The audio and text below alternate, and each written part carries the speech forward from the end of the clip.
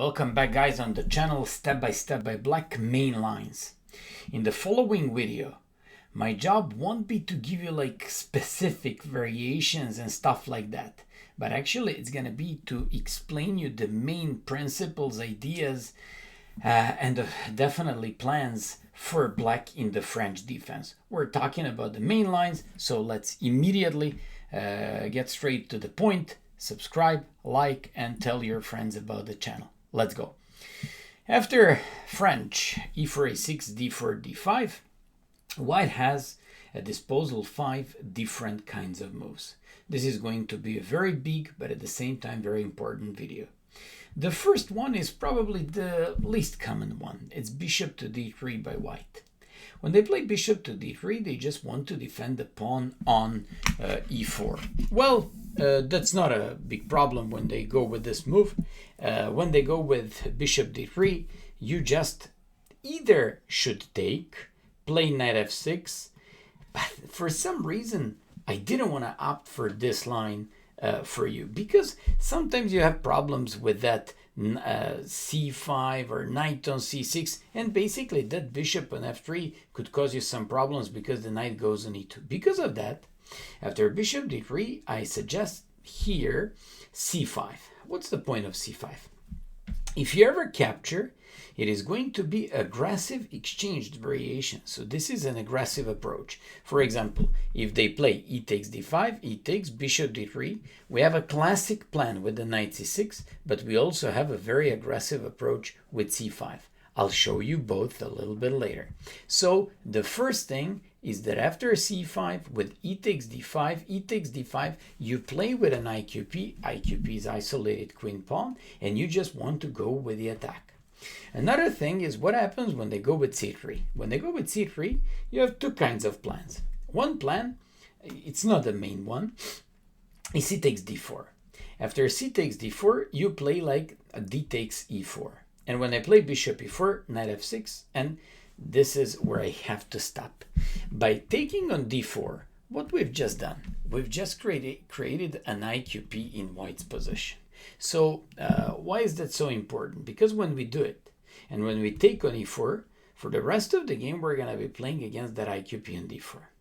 We play knight f6, tempo move, and now they just have to decide whether to place that bishop back on f3 or on c2.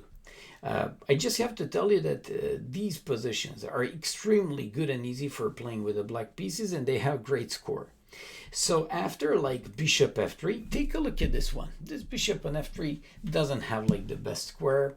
Knight is gonna go on e2, which is also not a good square. This knight belongs on f3, and bishop on f3 is going to be a pretty useless piece there. So we go with bishop e7, knight e2, castles, and here we go with the knight c6. I am not afraid if you ever capture on c6, because first of all I end up with a bishop pair, game is relatively open, and I may go after IQP, but I also can always, like get rid of my weak pawn on c6 by pushing c5.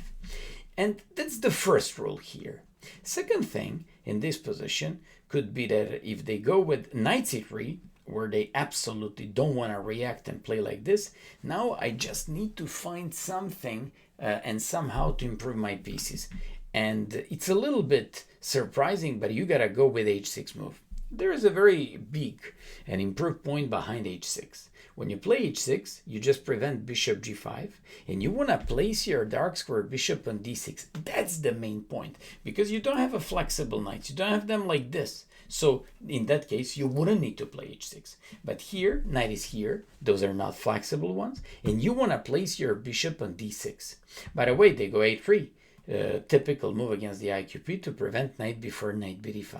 You go bishop d6, and after rook e1, you play bishop d7. A lovely type of the game. Their bishop on f3 is pretty unhappily placed piece. They got an IQP, they have a very weird knight on e2. When you play IQP type of the games, those are interesting positions in terms of attack for white. But here, it's everything but not the attack for white. And that's why black, after goes with rook c8 and rook e8, he's going to enjoy a fully, not playable, but position with a bit better strategic chances. Then, after knight f6, they can bring the bishop back on c2. That's a very simple position for playing. You go with the knight c6 threatening the pawn on d4 with tempo. They go knight f3 and you say boom, knight b4. I love it. I like this strategic point. Best blocking piece in chess is knight. It goes on d5. It's gonna block the d5 square and it goes after the light square bishop. So you just go for knight b4 and you harass that light square bishop, but at the same time you want to just jump on d5. Another thing is that after bishop d3 c5, they go with c3, and instead of taking on d4, let me just show you a different plan. For example, many of you will say, I'm not so familiar how to play against the IQP, let me just do something else. I don't mind. It's absolutely your choice. So play d takes e4, bishop e4, play knight f6, but once again, I'm giving you to play against the IQP. Although this time I'm going to give you a different plan. So not bishop e7, castle and knight c6, but you also have the bishop b4 plan, castle and knight c6. What's the difference between a previous plan and another one? Nothing. You basically go with h6 to avoid bishop g5, and when they play a3, you go with the bishop on d6. So it's absolutely the same what I showed you previously. This one is one of the most, I would say, tempting engine plans by black. Also, it's very simple for playing. I believe in database, black scored almost all wins with this one because simply they don't have an attack. They have problems with an IQP, and for the rest of the game, they're just going to have like lots of problems how to attack or organize any kind of initiative or anything like that. We're done with the line bishop to d3. It's time for exchange line. Teaching most of my students in the past French defense, first of all, I just have to tell you that when I start doing my lessons with somebody who are just low-rated guys or just medium-level guys, they say, please teach me how to play against the French. And that basically means that all these guys have like lots of problems against the French opening, but that's not the only thing. Another thing is that lots of these guys, so why do they have problems? Because it's the semi-open type of the game. And now white players try to avoid those positions with the pawn chains to be closed and stuff like that. And they just go for e takes d5. So their tendency when they take on d5 is first of all to put a game, for example, off track, off theoretical track. And another thing is to take on d5, in which case they just want to, like keep the game open somehow, because just like I told you, they don't like to play with a pawn chain. And when this happens, I also notice the tendency of most of these medium level guys that they're unfamiliar with a very simple plans and ideas by black. I'm going to show you like two relatively simple and very, very easy plans by black in these positions. Most of these guys will play bishop to d3. And if bishop to d3, which is definitely the most common thing in these positions, you have two plans. You have an aggressive one, and you have a one where I'm going to give you like system what to do and how to develop your pieces, but at the same time to be pretty creative with lots of initiative and possibility to go for the attack afterwards. So look at this. If bishop d3, you just go, let me just first show you that system with the knight c6. Knight c6 is known even from Aaron Nimzowitsch in his book, My System in Practice. He used it there in a couple of his games, and the idea of knight c6, you just threaten to take on d4. They gotta go with c3, and your bishop goes on d6. So you always go with the knight on c6 and bishop on d6. You always go with the bishop on d6 before you play knight on e7, because you'd like to go with always with the knight on e7, never on f6. And I'll explain you why. But because of that, you first need to develop bishop d6. So when you go with your move like bishop d6, they go knight f3. Anytime they do this knight f3, you always take advantage and pin this knight with the bishop. For example, a couple of my students asked me, but Maya, what are we going to do if they play h3 and prevent bishop g4? Then we don't have that. Nothing. Have I told you, your knight never goes on f6. It always goes on e7. And when you ask me, but why do we go on e7? What's the point? So we can swap it off with the bishop f5. And when they play knight f3, you just go castle, they just go castle, and you play bishop f5. You want to play queen d7, you want to play rook e8, your game is absolutely fine. You don't have to feel bothered if you play f6 here, because you don't have like a weakness of the light squares, ever since the moment you simply trade off these light square bishops. After like c3, bishop d6, what happens when they go with the knight f3? You always pin this with the bishop on g4. It's always important to react this way. So I'll repeat again. If they go with h3 to stop that, you go with the knight g on e7 followed by bishop f5. If they go with knight f3, you always pin it. Why do you pin it? Because after castles queen d7, we want to make the long castle. So watch this out. We make the opposite side castle here. What's the point? To attack. How? On the king side. How? By playing long castle. What afterwards? Knight g on e7. What afterwards? Doing the pawn storm with f6, g5, h5. That's a very nice plan. So after like rook e1, you say, thanks, buddy. I anyways wanted to play knight g on e7. Thanks for being a good friend. And they go knight b2. There are lots of guys who at this point will play b4 and they will say, I want to play b5. But let me just show you this a moment later. If they go knight b2, which is the most flexible thing here, you go long castles. And now when you go long castles, this is position where they have king on the king side and we have the king on the queen side. And that basically means they will launch the queen side attack against our king by playing b4 and do the pawn storm. Well, we should do the same on the king side by doing the pawn storm there. When they play b4, they would like to go with b5. When they play b5, it's very important to secure two things. To retreat with your knight on d8 or to retreat your knight on e7. So what does it mean? It means that you have two plans. If b4 happens, to play rook e8. So if they ever go with b5, you can go back with your knight to d8. Your knight goes on e6. Well, the knight from e7 goes on g6. Afterwards, knight on e6 goes on f4. Knight on g6 goes on h4. That's how you launch the attack.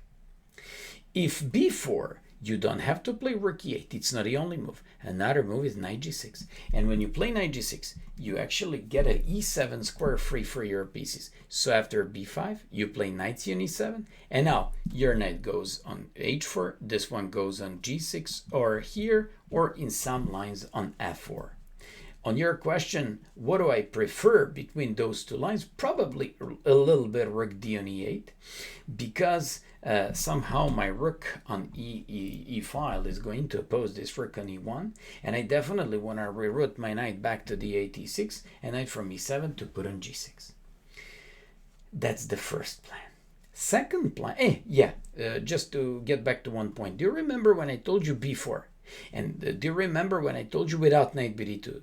And also, do you remember when I told you, but give me a moment to first explain you these things. Now, it would be a mistake if you make long castle, because when they play b5, you neither have knight goes back to e7, nor knight goes back to d8. That basically means that if they go for early b4, you can't play long castle now. Now you gotta go for short castle, and when that happens, even though you spend tempo for like bishop g4, you should be going with bishop f5 next. On any b5, you have two kinds of plans. Knight e8, knight e6, or you have knight a5 controlling the c4 square afterwards in the game. Those are like very important rules about these positions, and it's all about light squares. I just showed you two different plans. I just want to remind you one thing. If knight c6 of extreme importance, always first develop bishop so you can easily play knight g on e7 afterwards. Imagine you first play knight g on e7, then no more bishop d6. And final thing, your knight never goes on f6. So always bishop d6 followed by knight e7, and either bishop g4 if they play knight f3, or if they play h3, oppose it with bishop f5 and exchange those light square bishops. Although I already played like 3 tournament games after bishop d3, I always played c5. Somehow I like always aggressive approaches. And I can show you what happened in a game of mine against a guy who's 2365 rated FIDE. So this is the following game of mine. I play c5. Most of these guys will either take or play c3 or play knight f3. Our plans are definitely the same. When they take, you take, they go knight f3. Here your knight goes on f6. But here you play with a knight qp. And what does it mean when you play with a knight qp? You attack. And how do you attack? You just have to know the placement for your pieces. So you go castles. And let's say your opponent says, he wants to go with the bishop g4. Let me just go with h3. Thanks, buddy. Because now when you played h3, you weaken your light squares and pawn structure around the king. So how do we play? We play knight c6. And now let me show you what happens. All the time, I keep getting, main move is c3. But lots of times, I get like bishop g5. Let me just pin your knight, go with the knight c3, and go after the d5 pawn if I do that. Well, that's one thing. But now I have h6. So what's the point? If you play bishop f6, thanks. But here, I'll bring my rook to d8. Another one goes to e8. I have a bishop pair advantage.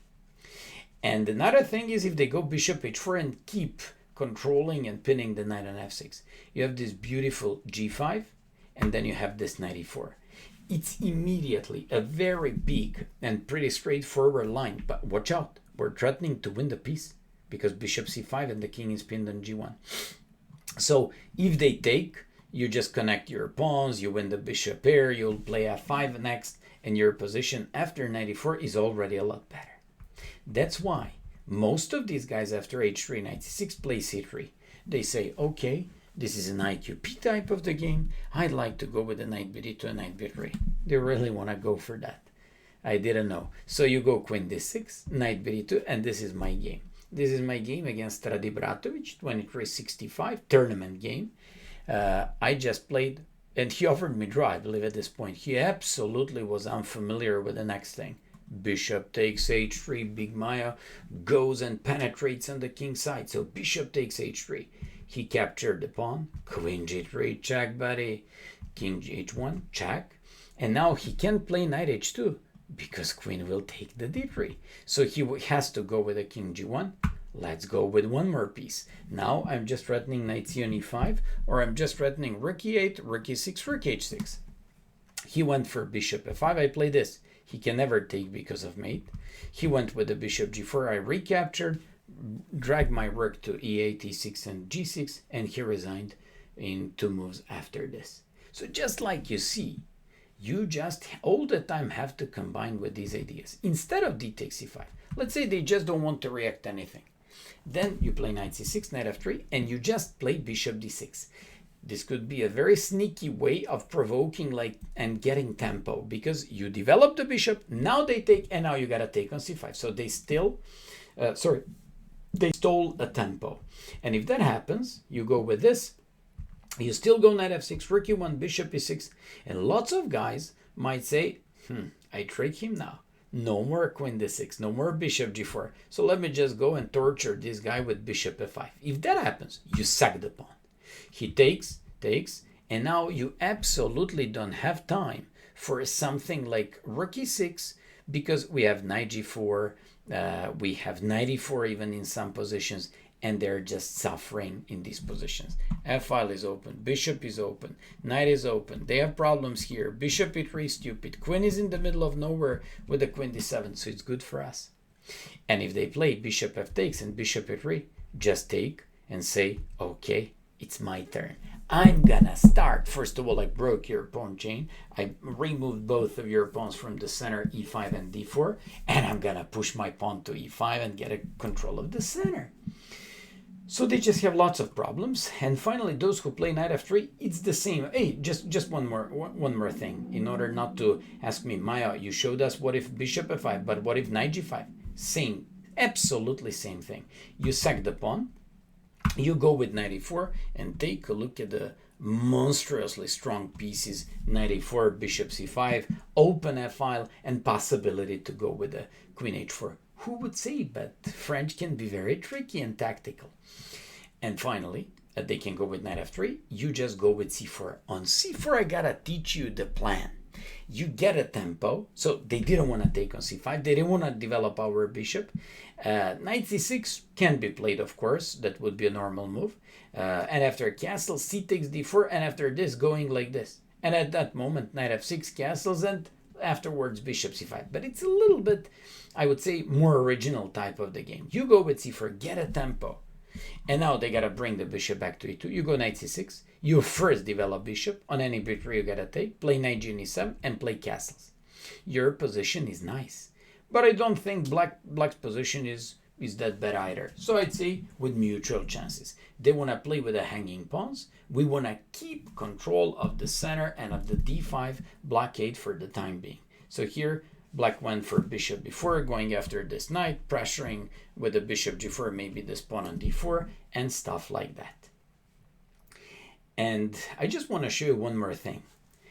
If after e takes d5, your opponent first plays knight f3, you absolutely cannot play c5 or shouldn't go with c5. Here, it's more likely that you should be going with the knight c6. And remember, if they ever go with knight c3, any knight c3, you go bishop b4. Same thing happens here. E takes d5, knight c3, you go bishop b4. So listen to me now very carefully. Any knight c3, you should answer with the bishop b4. Any knight f3, you should answer with the knight c6. Any bishop d3, you answer with knight c6, or I gave you an aggressive approach with c5. It's your choice. What are you going to use? But if they play knight f3, you don't have choices of c5 and knight c6. You have to play knight c6. Knight c3, anytime you see it, bishop b4. But why? Because you want to take it and create the double pawns. And if they go with c4, you just go and control the d5 square. But what are you going to do if they just play bishop d3? Then you go for the plan I explained you. Bishop d6. Why? Because I want to go knight e7. Why? Because this is the plan that I explained you previously. So, if they go h3 to avoid bishop g4, you go knight e7 in exchange and swap off the light square bishops with the bishop f5. If they go with castles, you instantly do this. Play queen d7, knight g e7, and do the long castle idea. But there is also a line. It's a theoretical line. I remember I played it against Grandmaster Igor Alexander Nataf, very strong GM. We played it in Blitz on Iceland back to 2009. So after bishop d6, they just go with c4. You shouldn't panic here. And don't worry, when you take and they go with d5, you don't lose the piece. Looks like you do. But you play a6 and you play b5. When they take, you also take the bishop. Castles, knight always goes on e7. Queen a4 castles. And for example, let me just show you how I won a couple of games like this. Not against him, of course. If they go queen c4, I always play bishop e6. Keep in mind, at the moment we're down a pawn. Queen c2, I play bishop f5. And now, when you play against these guys, they all think, ha, this guy wants draw. If they go for queen c4, da-da-da-da, tactics, bishop d3. So if they take, bishop d6, and you win the queen. Or they go queen e2, da-da-da-da, tactics, once again the same point, and you just go with the same kind of a trick. So after like castles, they gotta go knight b2 and to pick it up by knight. You go rook b8. Once again, they shouldn't go a3 because c3, a3 to stop knight before, sorry, rook before, but then we just go with c3 and create like lots of problems with the pawn structure. We can go rook b6 and recapture the pawn on c6 afterwards, or we can go bishop e6, bishop d5 and capture it this way. After rook b8, what happens if they just take by knight? Then you go with the rook b4, threatening both knight and the bishop, sorry, queen and the knight. Queen c2, you play bishop f5. Watch out, if queen e2, da-da-da-da, once again, you win the game on the spot. So they have to go with the queen c3. And here, you just go with the knight d5. You just keep, like chasing away this queen with your pieces all over the board, and initiative is on your side.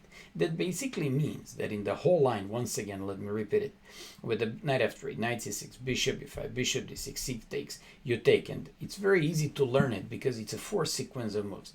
d5, a6, bishop a4, b5, d takes, b takes, castles, knight e7, queen a4 castles, knight b2, rook b8, they gotta go with a3 move. And when they do a3, you just go c3, giving up this pawn. And when they play b takes c3, for example, I remember I played against Nataf something like rook b5, and then my rook went there into the action. Or you can just go with bishop e6, bishop d5, shuffling this bishop around in order to capture eventually this pawn on c6, and with the bishop pair to enjoy the initiative.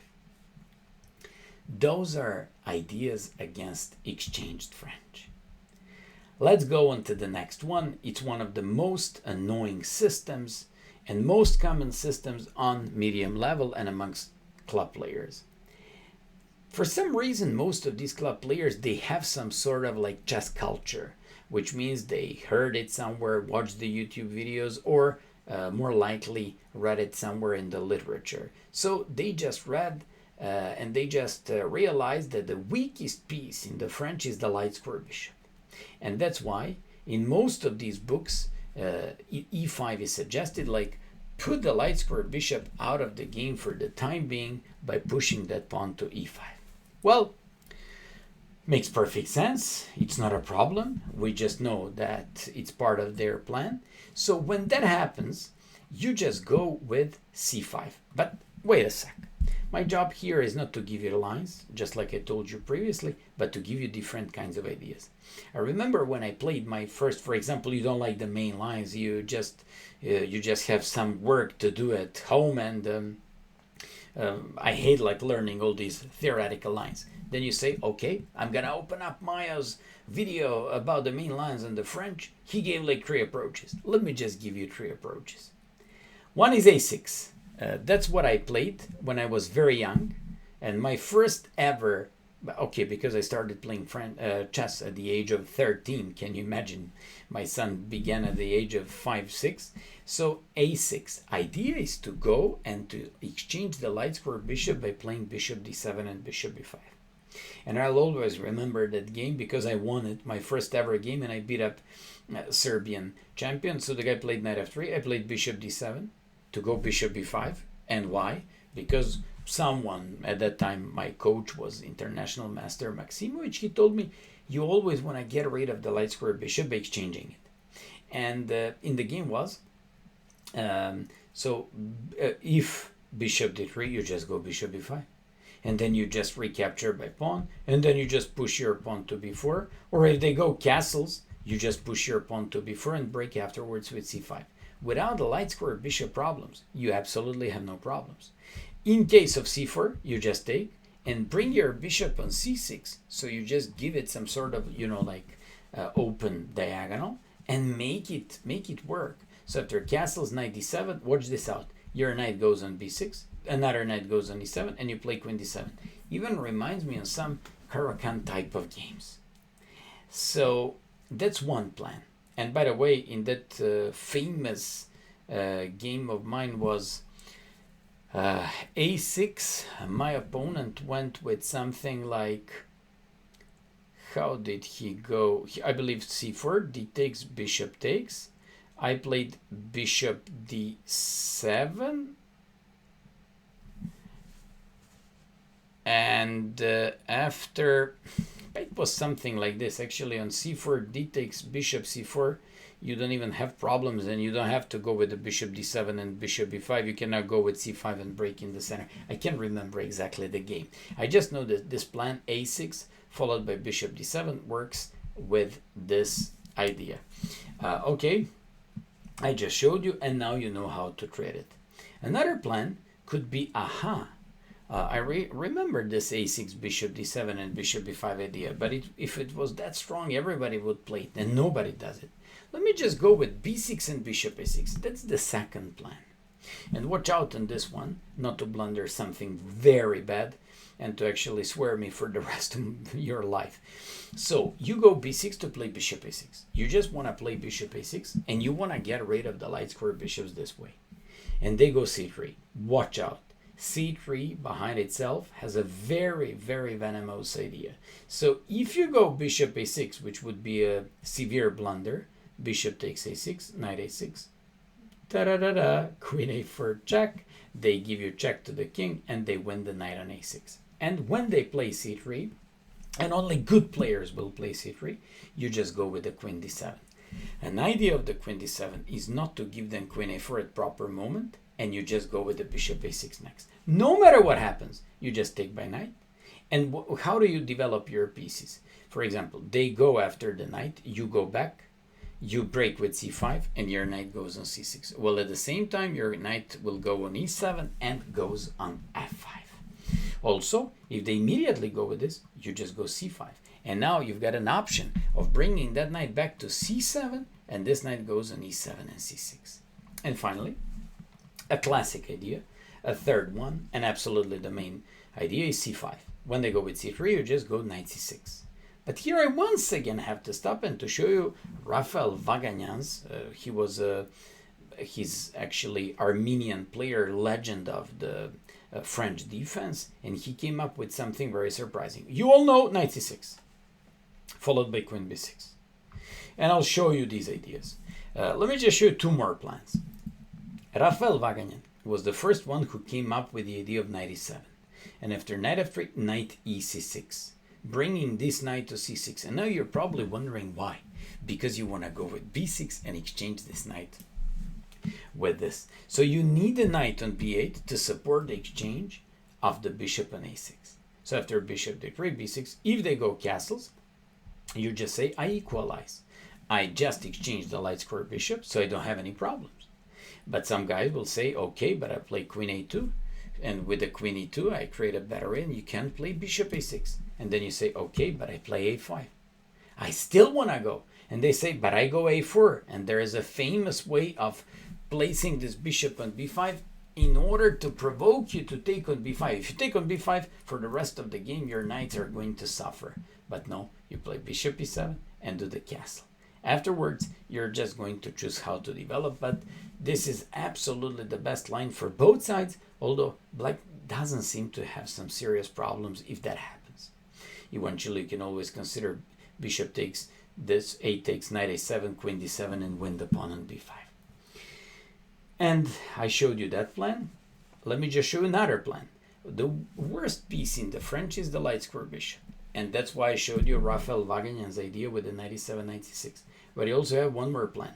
Early queen b6, and when they play knight f3, early bishop d7, followed by bishop b5. In this plan, you don't go with the knight on c6 straight away. You just go with your bishop on b5 and swap off the light square bishops. And there is, of course, a third plan. You just go with c5, c3, and you go with knight c6, and after knight f3, queen b6. This is the most logical, I believe the most aggressive attempt by black, and you just pressure both pawn on d4 and pawn base on d4 and the pawn base on b2. They can never go with bishop e3, you just always take on b2. They can never play anything there but 3 moves. The most common and the best by strongest guys is a3. Milner-Berry gambit with bishop d3 is interesting, but I have some things to show you. And bishop e2 was a classic that has been played for all these years, but it's nothing that special for white. So when they go with the knight f3, you just go queen b6. Lots of guys told me that they keep facing queen b3 a lot. If that happens, you always take, create double pawns in their position, you take on d4, and when they take by pawn, you just jump with the knight on b4. When this happens, you absolutely have a nice game. You just go with the knight b4. They gotta go with knight a3 to stop check, and then they threaten knight b5. You just have to go with some sort of like knight e7, knight f5, and stuff like that, which absolutely gives an easy game to black in these type of games. Another thing is what happens when they go with the Milner-Berry gambit. You always take on d4 and kind of create this weak pawn. But watch out, once again, not to insult me so bad in your chess career. If you ever take on d4 now, you're just losing your queen after the bishop b5 discovery. So you're just losing the queen. In order not to lose your queen, you first have to go with the bishop d7, cover your king, and now you threaten to take on d4. For some reason, on lower levels, they keep facing bishop c2 a lot because they just think that they have to defend this pawn. That's not a point of the Milner-Berry gambit. If that happens, you go knight b4. And those who play bishop a4, you just go with the queen a6. When you go with the queen a6, they can't go with short castle. You threaten the bishop on a4, and when they take, you take by king. Believe it or not, your king is absolutely safe. They can't play castle. They have problems on the d3 square. Queen on a6 is doing a great job, while this knight goes on h6 and f5 afterwards. Because of that, after bishop c2 knight b4, they gotta give up the light square bishop, but that gives us a relatively easy game.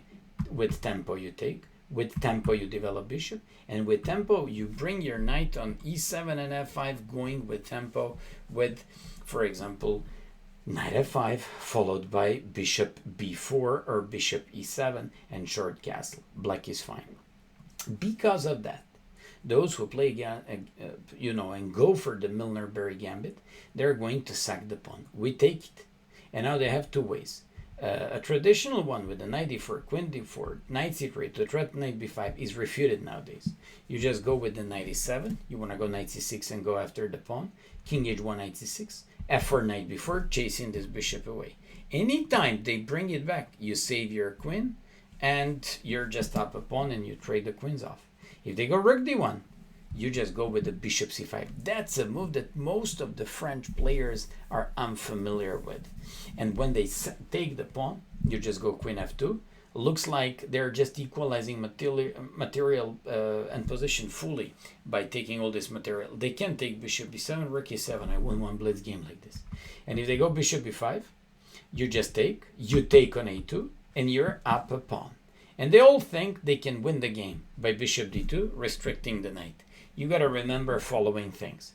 You first play king d7, and now when they play rook e1, nobody can remember rook c8. What's so special? If rook a8, knight a3 is the only move.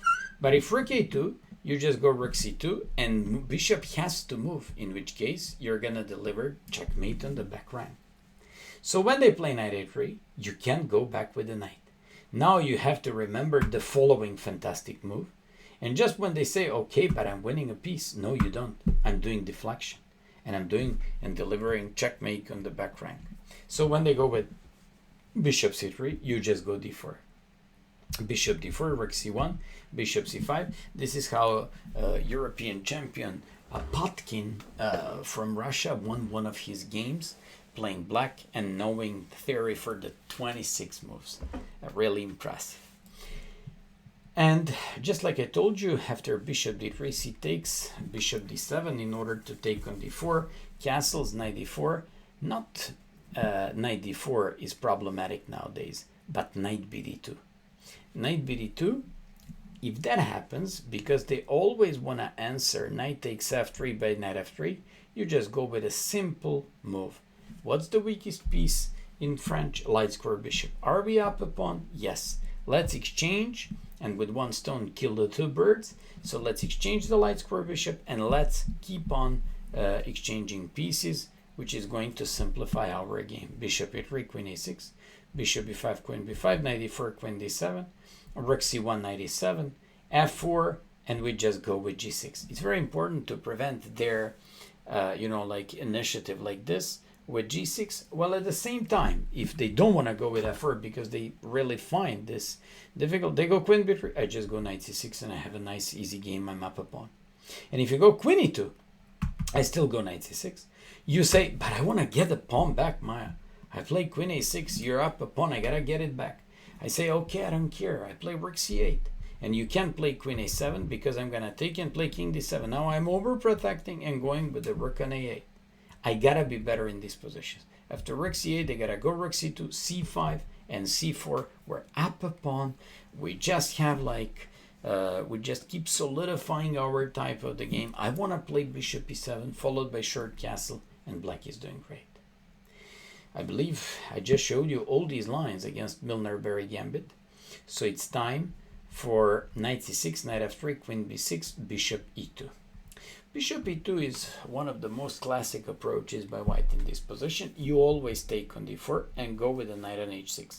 When I was young, lots of games I won when they took on h6, I just took on b2.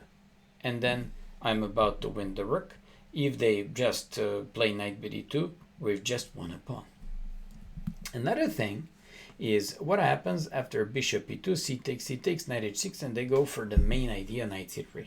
For example, in Nimzovich, you have like a whole bunch of examples where he explained that the b3 is not good. Knight f5 and bishop b2. When I was younger, I played lots of games against the guys who were afraid of losing the d4 pawn, and they went for b3 and bishop b2. I always reacted in the same fashion. I went with bishop b4 check, and after, for example, king f1, you just go with short castle. That's one plan. But there is another very, very interesting type of the plan here. You know that they will go with g4 at some point, so you give check. This one, go with, king f1, and you go with castles. They go with g4, you bring your knight back to h6. And look at this. When they go with like rook g1, you just go with f6. They take and you take by rook. When they play g5, you sack an exchange. And after this, you go with this one. Then you want to play bishop d7, rook e8, do something with the light square bishop, while at the same time they're about to lose this one. Another thing, by the way, even this one is not enough for them. You just go with the bishop d7, rook f8 and stop. You're down an exchange. You absolutely have control of the game. And another thing, they go with h3 here. You still go f6. They still think they have fork. You take. Now they don't even have a possibility to defend by rook on g4. d4 is falling. You play bishop d7, rook f8. King is misplaced and you win your game. That means that they have to go with the knight c3. You go knight f5 and they go knight a4. You go bishop b4. Your initial plan here is to break the castle. So if king f1, you just move the queen somewhere and you're absolutely fine. Well, at the same time, they go with bishop d2. You go queen a5. And when you now threaten to take on d4. So they gotta go with the bishop c3. You go b5, kicking this knight away. They gotta go a3. It's the only move. You can check at home. These are all only moves.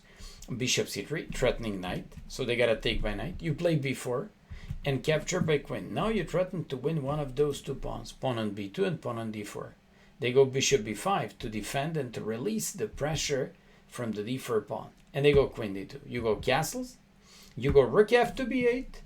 And you go with a5. Potentially, you just like to go... I apologize. You just like to go with the pressure against the pawn on b2 by playing a4. In any case of g4, you just go back with the knight on e7. You want to play h5 next and bring it back to here. Or you just want to play some bishop e8 if needed and necessary. Rook a to e8, bishop e8. You want to triple your pieces on the b file, push your pawn up to a4 and fight against his two weaknesses, d4 and b2. Even when he plays g4, he's going to have problems with the king on g1. And just like you see, those are whole plans against this variation. I found that one guy played h4 against me, then we go with h5, and when he captured, I just brought my knight back to f5 and I have full control of the game. I'm down a pawn, but I don't care. My king is safe. Knight on f5 is untouchable, and I just easily managed to win the game. And finally, when they play e5, c5, c3, knight c6, knight f3, queen b6, and when they play main line with a3. The main idea of a3 is to go with b4. The main idea of b4 is to get some space on the queen side. But when they go with a3 and they want to go with b4, at the same time, they just want to get rid of the weakness on b2 pawn base. So here we have two main plans. Plan with c4 and plan with knight h6. Plan with knight h6 is so classical. They go b4, you take on d4, and you go with knight f5. Then you play, they defend the pawn with bishop e3 or bishop b2. You play bishop d7, rook c8. You even have ideas knight f5, knight c4. Another plan in this position, instead of knight h6, could be what Aman Hambleton, Chessable guy, like to play a5 to prevent this idea with b4. But here, it's dangerous because now Milner-Berry Gambit variation, when you play bishop d7 and play castles, knight e4, queen d4, you can never oppose this idea knight b5 anymore. And now it's realistically, you don't have a6 anymore. It realistically becomes a lot better for white. So that's why you either go for knight h6, b4, c takes knight f5 and bishop d7, followed by rook c8, knight f5, knight c4. In case of any g4, you can go back to h6, or you can just go back to e7 and then go back to with this knight on g6 and play like this. Both of these plans are fine. I like c4, and this is what I wanted to show you. An idea of c4 is to close the center, to play knight a5, and to absolutely kill any kind of an action on the queen side. So when they go with knight bd2, they want to play b3. Not this time. I play knight a5. They want to play b3. I say not this time.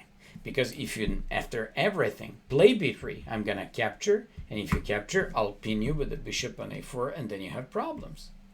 So because of that, they don't want to go with this, but they go j3. Those who go with g3 or bishop e2, you go knight e7, you go queen c7, you go knight c8. That's why you brought the queen back to c7, and that's why you brought this knight to e7, c8, and it goes to b6. Why? To support the bishop a4 idea. So after castles, knight b6, knight e1, white knight e1. So now when you play this, black cannot go with the bishop on c2. You still go with the long castles. They go with f4, and you just break. Stop break by white with f5, playing like this. You sack the pawn, you go back and you say, I have a full compensation. You committed yourself with a possibly weak pawn structure, possibly weak light squares. E file is mine, G file is mine. Black is amazing. You say, but I don't want to play f4. I'll play normal. I play h6 to stop knight g5, to simply at some point going with some g5. And if you go knight g2 to go with some knight f4, knight h5, you just go king b8, removing from the pin by this bishop. And when they go like this, you just go bishop e7. I look at what I want. Queen d7, queen e8, queen g8, and queen h7. This idea was found by, I believe, was it Viktor Korchnoi, Kinderman, or I don't know whom. They came up with this queen on c2, and then they want to bring the bishop here and take full control of the light squares, in which case black would solve the problem of the light square bishop. So these are the plans. Absolutely the same thing happens if bishop e2. You go knight e7, you go queen c7, you go knight c8, you go knight b6, you go h6 to go g5 at some point, you go with the bishop e7. Well, at the same time, your bishop will go on a4. Your rook is going to go on g8, and then you will be break with g5. This is how Richard Ruppert used to play. This is how Andreikin plays with black pieces, and this is how like real French guys who are, you know, like fond of lots of shuffling, maneuvering, and preparing for the attack, this is what they like to do. Finally, time for two main lines. One is Tarrasch system with the knight e2, and we have knight c3. Speaking of Tarrasch system, I decided to show you two main plans, c5 and knight f6. I just want to remind you of one thing that I like to sometimes teach my students to even play h6, but that's a different idea. Engorn came up with this move. Idea is if they play like this, knight f6, c5, knight d7, bishop d3, c5, c3, knight c6. In normal circumstances, you wouldn't have g5 here, you have it. And that's the point. So that's why you can go with that h6. But let me just show you two main moves. c5 and knight f6. When I was younger, I used to play c5. And my favorite line was queen d5. I'm not a fan of e takes d5 because those are pretty dry positions. I believe I played it only once in my career, and I lost to Grandmaster Bojan Vučković. That was decisive game for the championship title under 18. And this is why I even hate it even more. I got badly outplayed in that game, and I, you know, like deservedly lost the title. So then I just came up with very dynamic queen d5 move. Nowadays, very interesting is d takes, queen takes, knight g and f3, what Michael Adams likes to do. Here, you don't need to be Magnus Carlsen to play castles, queen e2, and play c4, a3, and stuff like that. I very much like knight bd7, castles, queen goes back to c7, and you go with g6. Creating almost unbreakable type of the structure, and going with the double fianchetto. So if rook e1, bishop g7, c4 castles, b6, and we have this double fianchetto and flexibility for black like this. If after g6 they go b3, so when you play bishop g7, they can play bishop a3 and prevent your castle. You once again, you go knight c5 and go bishop d7. so you will be able to manage short castle afterwards. And just like you see, after d takes, so once again, I'm suggesting knight b7, queen c7, and that very interesting g6 move. If after queen takes d5, they go for the main line, you take bishop c4. I am an old guy, actually old-fashioned guy, and guy of approach that was so classical for the past 20 years, queen d6. Nowadays you have queen d7 more popular, but I like queen d6, knight f6, and I'll show you a game of mine against my student in the GM tournament, Mainlines. If queen d4, you just go with queen d4, bishop d7, rook c8, bishop c5, castles, and you just go for ideal setup like this, where black absolutely retreats this bishop to e8, go with a king, king f8, king e7, absolutely equal game. In the case of e takes d5, queen takes d5, knight g on f3, c takes, bishop c4, and if they go for the main line, I just like to go with a6, bring my queen back to c7, go with the bishop d6, take on h2, play castles. After knight g7, those who know the theory, they're absolutely familiar with this type of and this sequence of moves. So after c3, I like knight h5 and play f5. Find my game against Zaich. It was crazy game, full of crazy sacrifices, and you can just go with this. I mean, take a look at this one. It's really beautiful, and really played an amazing game there. So it was like, look at this. It ended up with perpetual check. And finally, if you're unhappy with c5, and if you're just like a typical guy who likes to break the pawn chain in black's game, then you should be going with the knight f6. They go with e5, knight goes back to d7, and now we have to solve few variations. They have f4 and bishop d3. Those guys who go with f4, you just have to know that in those moments and in those positions, we should be going with c5, knight c6, and go, queen goes on b6. Look at this. This is a very lovely type of the game, full of tactics. I very much enjoyed playing these positions throughout my career like this with black. So if they go with knight e2, I just break the center and the pawn chain with f6. If they go with g3, I just take, play bishop e4, and make a very important move in black's concept. It's breaking the pawn structure with this crucial g5 move. What's so special about g5? Now, if they take by pawn, we just take on e5 and take advantage of the king being there. Then I bring the knight back, threatening pawn. And then I go back with the bishop all the way to f8 and g7 and go after the pawn on d4. After b3, bishop g7, I play h6. And I'm just so much better. And I absolutely have a nice game. I beat international master Danilovic like this. Very nice game, and I really much enjoyed in the tactics that happen in the game. If knight g5, you just take on d4, and you're just so much better because you managed to take the pawn. They gotta take by pawn, and they gotta be familiar with this plan. This is so nice and gives black a very lovely type of the counterattack. In the case of bishop d3 instead of f4, you just go c5, c3, knight c6, and they have two plans. They have Kasparov's idea with the knight g on f3, one of my favorite lines with white pieces, in which case I'm suggesting you to go with h6. h6, and after castles, to go with g5. The whole point of h6 and g5 is to go with g4 to undermine the defense and control of the d4 square. Also, when I play g5, you can't go in traditional fashion with d takes, bishop takes, and knight b3, because now bishop on g5 is not attacking like in another line with bishop e7 and g5, pawn on g5. So you just bring the bishop back to b6. You have an amazing bishop. You want to go with g4. You want to win the pawn on e5 afterwards, and they have problems. I just remember that after rook e1, g4, knight here, knight takes like this on e5. Any bishop, before you go queen f6, threatening the bishop. Any bishop e3, h5. Any bishop g3, you go h5. And you just go for the attack. If bishop b5, you go queen f6, queen e2, and bishop goes back to c7. You overprotect e5.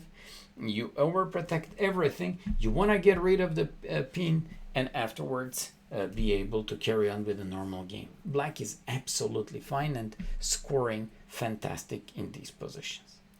And finally, those who play knight e2 at 7th move, I'm just suggesting c takes, e takes, knight takes, bishop d6, and here queen c7. An idea of queen c7 is to avoid bishop f4. An idea of queen c7 is to create that battery on this diagonal. An idea of queen c7 is to go with what? To go with the knight h5 and to do what?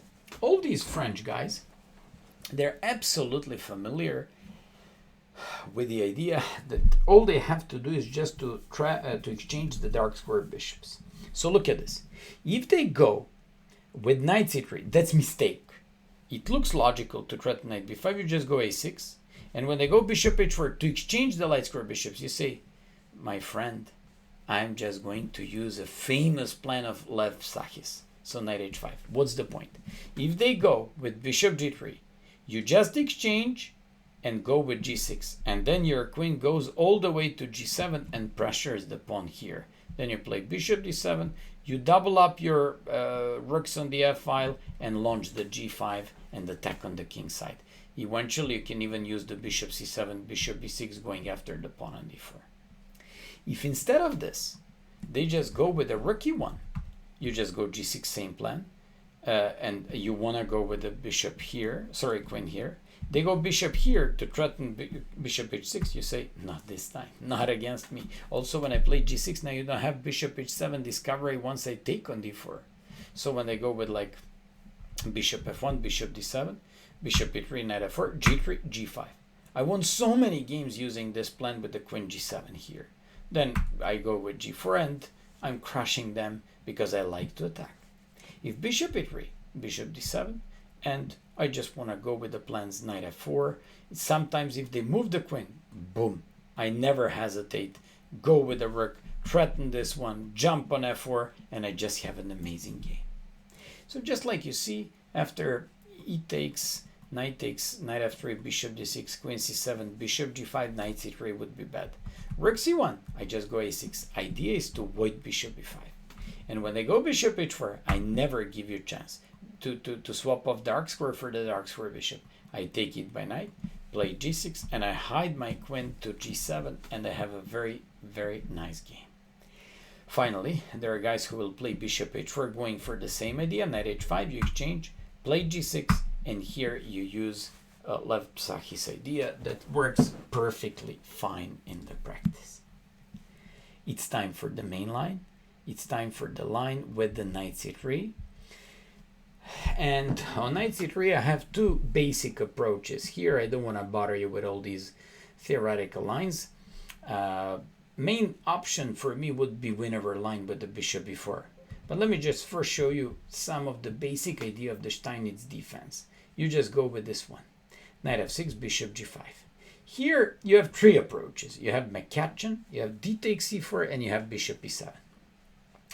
On d takes e4, I'm suggesting this one with bishop e7 and recapturing and playing with a broken pawn structure, with a weak pawn structure, but where you have like lots of dynamics. Even Serbian GM Sedlak, Drew Carlson in Chianti Mansisk 2010 playing like this. An idea is to kick the knight away. If knight g3, you just kick it away and play dynamically, and then c5, opening up the game for the bishops. If knight e2, open up the game for the bishops, d takes knight e7. And in case of knight c3, you just go a6, b5, bishop e7, castles, and you want to go for rook a7, bishop f6, and play a game like this. This is how Grishchuk played, and this is how Etienne Bacro played game recently where I was a commentator in the European Championship. Another plan could be McCutcheon. McCutcheon's idea is to go with this, to create a structure like this, to take on d2, and to go with two plans. c4, queen a5, knight c6, bishop d7, push b5 and b4. For example, they go knight f3, go bishop d7, h4, bishop c6. This is one plan. Your knight goes on d7, controlling f6, bishop is on c6. It's not that bad anymore. You go to queen a5, you go with a long castle. Another plan could be, for example, if they go h4, knight c6, knight f3, you go c takes, queen a5, b6 and exchanging the light square bishops like this. And the third plan is not taking, but going with this, queen a5, or first queen a5, sorry, queen a5. And when they go for queen f4, you go c4. You first put a queen here, and then you go b5, bishop d7, a5, b4, and playing like this.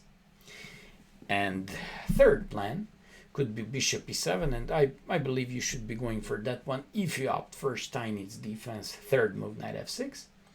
When they go with e5, you just bring the knight back to d7. They take, and very simple plan. They go with f4. Why? Because our main idea is to break the pawn chain with c5.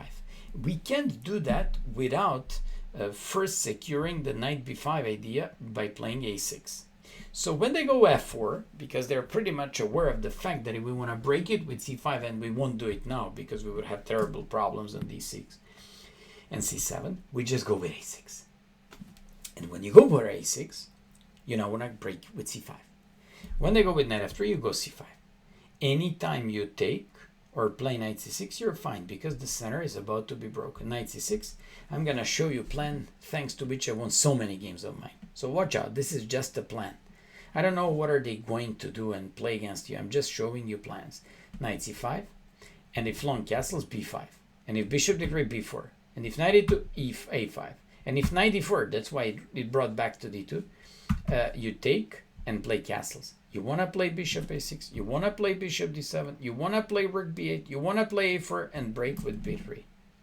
But let me just show you how I won most of my games. So after knight c3, knight f6, e5, knight f2, d7, they capture, and they go f4. When they go with when in this position, they just go with bishop e7, queen e7. I go always a6 first, then c5, then knight c6. Then I always capture by knight here. And when they play bishop d3, b5. When they go with long castles, I go b4, I go a5, knight d4, I exchange them, play castles, play bishop a6, and go with my queen on a7. I'm threatening knight takes d3 to win the knight. So when they go queen e3, I go a4, and when they go with h5, for example, I take and come up with this move. This is how I won so many games of mine when I was, younger, and when I played these French positions. This is a very lovely plan with the queen on a7. If they take, queen is hanging. If they take, I'm just opening up everything and mating you here, and you can't move it. And finally, if after knight c2 you think, okay, but I won't accept the sacrifice, I go with this, and boom, a3, I'm just breaking everywhere. Just like you see, all these, if rook h3, queen b6, b3, rook f2, b8, the attack is on,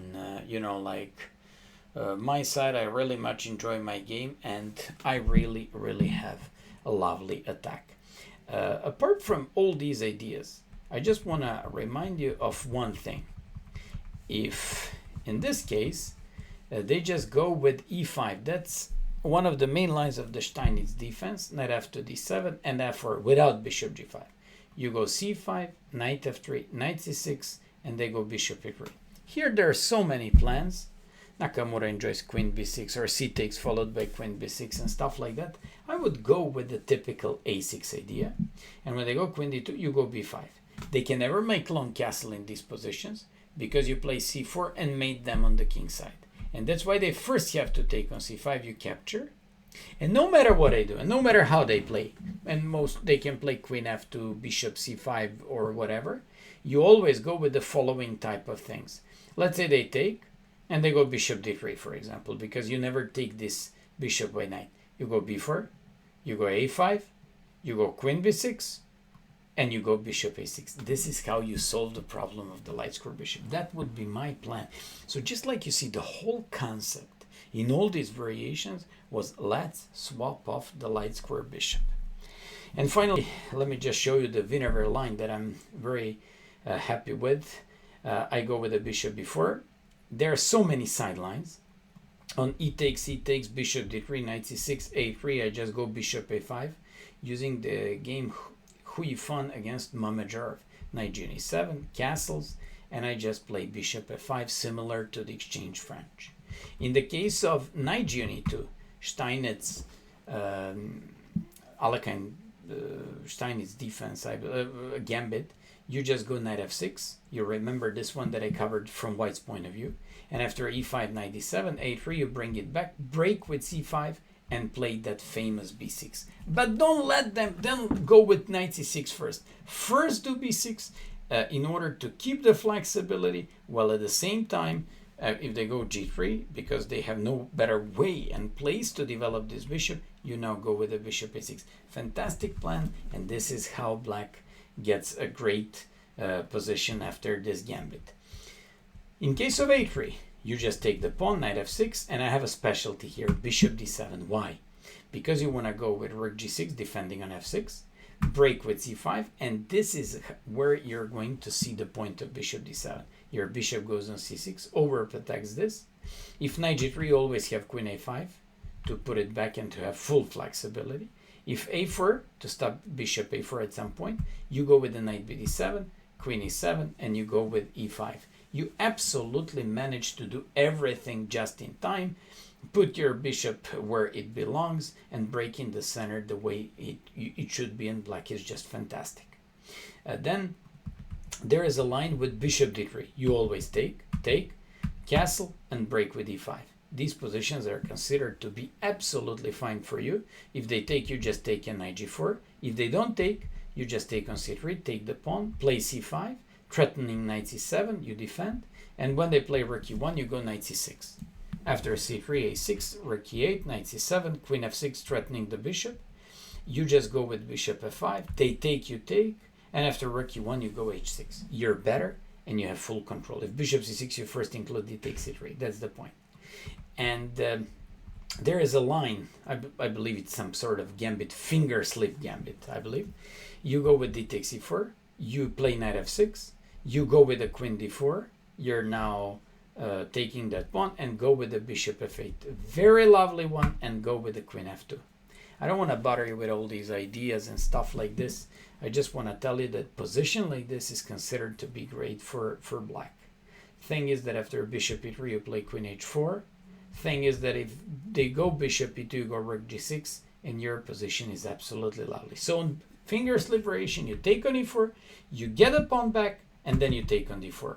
You then go with the bishop f8, rook g4, so queen is on h3 weak here, and you play here.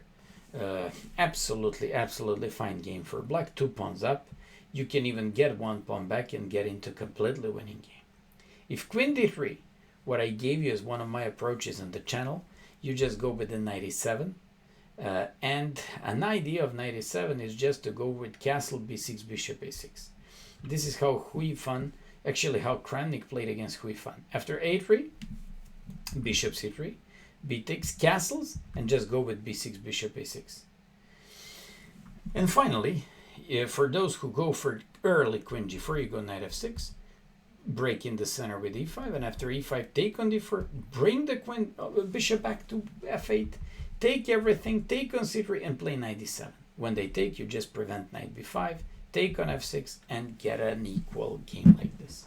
I was a little bit faster at these moments because I didn't want to show and didn't want to go too deep into those lines. Finally, for those who go for the main line, so after like knight c3, bishop b4, they play e5 and they don't want to play any of these sidelines, you just go with c5.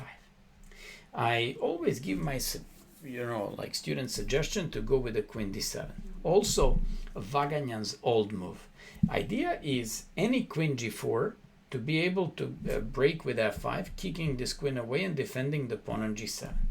At the same time, if a3, you always take, play b6, and you just want to exchange the light square bishops, and at the same time any queen g4 faced with f5. This is a very nice plan where you reroute your knight back to b8, c6, it goes on a5, while the queen, once you defend on g7, goes on a4.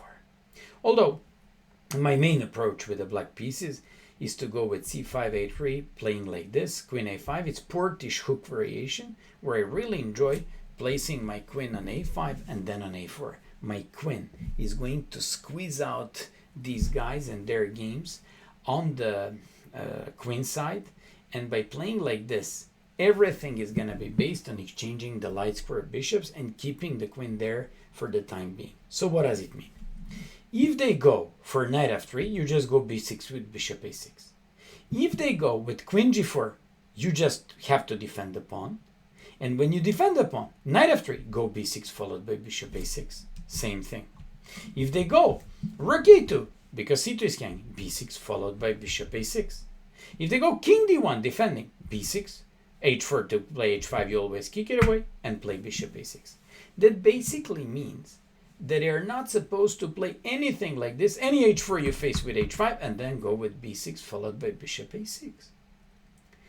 Because of that, the main approach against Tarrasch variation is queen b1, forcing you to go with c4, where you wouldn't be able to apply idea with b6 and bishop a6. So you just go with c4, and now they're quite happy and unhappy. Happy because they just managed to, like block the game, but we have pair of knights. They have pair of bishops. So our pair of knights should be doing better, not this bishop pair. But at the same time, we don't have that easy idea with b6 and bishop a6, in which case it leaves us with a terribly placed light square bishop. Let me just show you plans and nothing more than that and finish this lecture. So if they go with knight f3, you go knight c6, you go bishop d7. They can never take here. You can have some fun at home finding how to trap it up, but the way to trap it is queen a6, rook b7, and knight c8. That's the way, and queen c5, rook b5. If they go castles, you go for long castle, you break in the center with f6, and always oppose ideas on the b file by playing b6. If they go h4, you just go knight c6 again. Any h5, you gotta always any h5 play h6, otherwise you have problems on the dark squares. Play bishop d7 again, long castle again, and previously we played f6. Here this knight wants to go on f4. If we play f6 to go after the pawn on e6, so you play knight g7, then you go with king b8, then you go with knight c8, then you go with knight b6, then you go with queen a5, threatening both knight d4, threatening the bishop, threatening knight a4, and going after c3. They go queen d1. Now knight goes on a4, which means that our queen is finally free, so we can put it back into the game somehow. f4, g6, knight e7, bishop c8, and somehow black managed to put the queen back and to block the game by knight on a4. He didn't have to do it anymore with the queen, so queen was free for the action. Grandmaster Morozovich said that this is one of the most complicated positions in chess, and it really is.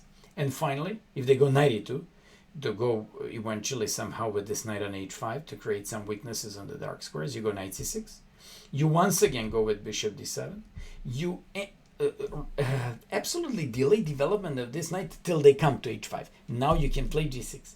Imagine you didn't do it. Imagine first, for example, in this position, after knight c6, knight f4, you just play knight g7. Any knight h5, you can play g6, but then you would have to react like this.